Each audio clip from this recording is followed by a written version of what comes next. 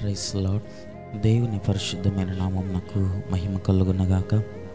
మన ప్రభువును మన రక్షకుడైన యేసుక్రీస్తు పరిశుద్ధ నామంలో ఈ ఉదయకాలం దేవుని వాక్యం వినిచిన మీకు అందరికీ కూడా నా హృదయపూర్వకమైన వందనములు తెలియజేస్తున్నాను.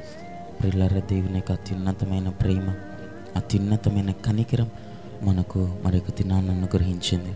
కాబట్టి ఒకసారి చేతులెత్తి ఆయన కృప కొరకు, ఆయన కనికరం వాత్సల్యత కొరకై చేతులెత్తి దేవునికి స్తోత్రాలు చెల్లిద్దాం. స్తోత్రం, స్తోత్రం, స్తోత్రం, స్తోత్రం, స్తోత్రం. ఈ దినమంతా దేవునికి ఇష్టలుగాను, మన జీవితకాలం అంతా ఆయనకు కృతజ్ఞులముగాను మనం జీవించే భాగ్యం ప్రభు మనకిచ్చినట్లుగా స్తోత్రాలు చెల్లిద్దాం. స్తోత్రం, స్తోత్రం, స్తోత్రం, స్తోత్రం, స్తోత్రం. ఆమేన్. మంచిది. కొద్ది నిమిషాలు దేవుని యొక్క వాక్యమును మనం ధ్యానించుకుందాం.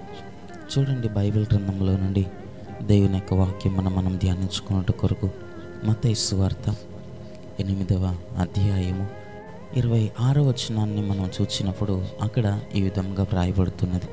అందుకు ఆయన, అల్ప విశ్వాసులారా, ఎందుకు భయపడుచున్నారని వారితో చెప్పి లేచి గాలిని సముద్రమున గద్దింపగా మిక్కిలి నిమ్మలమాయెను అని బైబిల్ గ్రంథంలో మనం చదువుతూ ఉన్నాం. దేవుని నామానికి మహిమ కలుగునగాక. హల్లెలూయా. ప్రియులారా, లేఖన భాగంలో మనం చూస్తున్నప్పుడు ఆనాడున యేసుక్రీస్తు ప్రభువారు మనుష్య కుమారునిగా ఈ లోకంలో మనవలే, ఒక నరుని వలె ఆయన జీవించిన కాలంలో, సేవ చేసిన కాలంలో జరిగినటువంటి ఒక అనుభవం, ఒక సందర్భమును గురించి లేఖన భాగంలో మనము చూస్తున్నాం. ఆ దినాన యేసుక్రీస్తు ప్రభువారు, ఆయనతో కూడా ఉన్నటువంటి శిష్యులు వీరందరూ కలిసి ఒక ఓడలో వారు ప్రయాణం చేస్తున్నారు.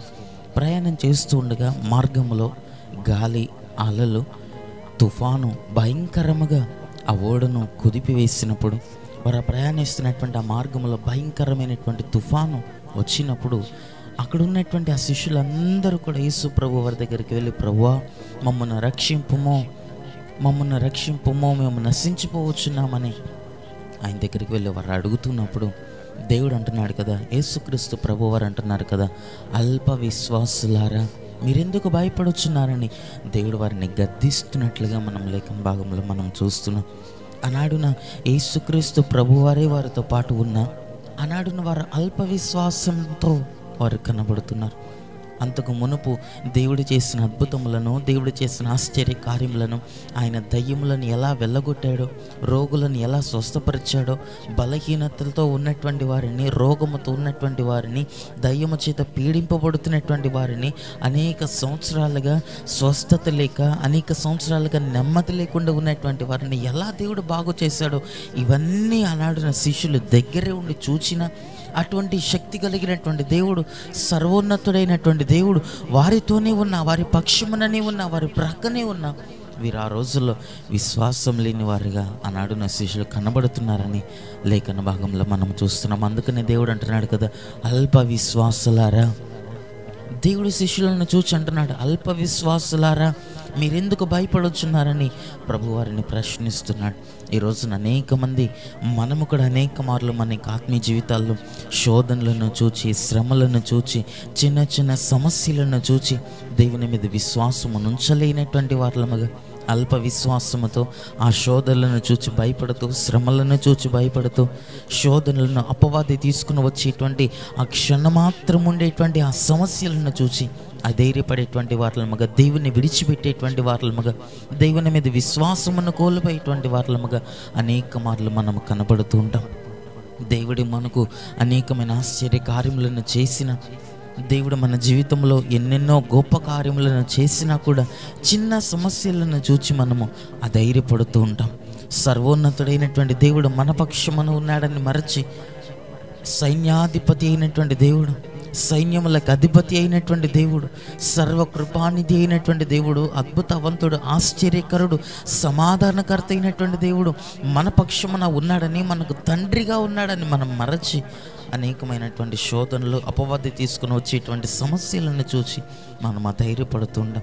కానీ ఎప్పుడైతే దేవుని యందు విశ్వాసం ఉంచుతామో, ఎప్పుడైతే దేవుని శక్తి యందు మనం నమ్మిక ఉంచుతామో, ప్రభు అక్కడ చూచాము కదా, మనం దేవుని యొక్క కార్యములను మనం అక్కడ చూస్తున్నాము.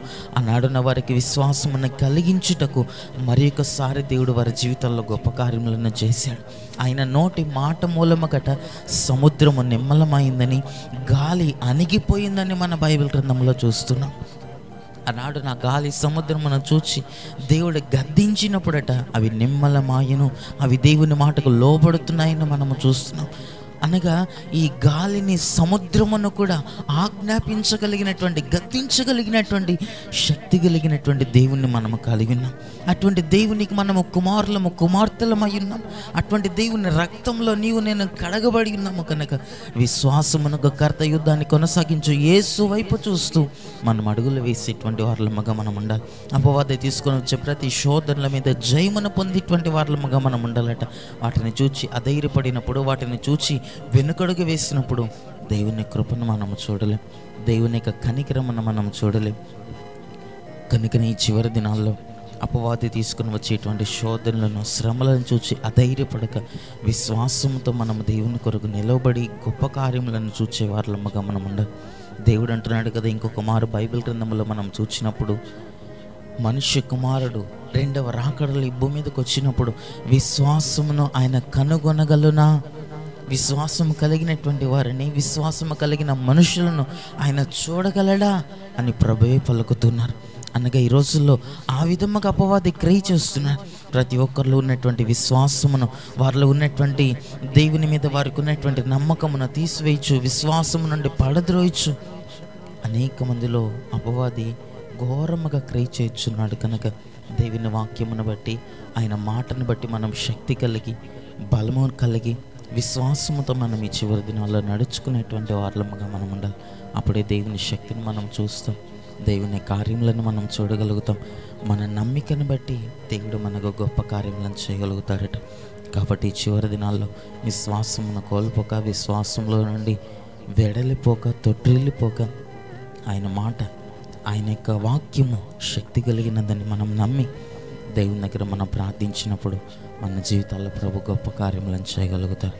కనుక అట్టి కృపాటి ధన్యతను ప్రభు మనకు అనుగ్రహించి విశ్వాసమును కలిగి మనం నడుచుకుంటూ, విశ్వాసంలో నుండి తొట్టిల్లిపోక, విశ్వాసముతో అంత్య దినము వరకు కూడా, ప్రభు రాకడ దినము వరకు కూడా మనం నడుచుకున్నట్టుకు ప్రభు మనకందరికీ కృపను అనుగ్రహించునుగాక.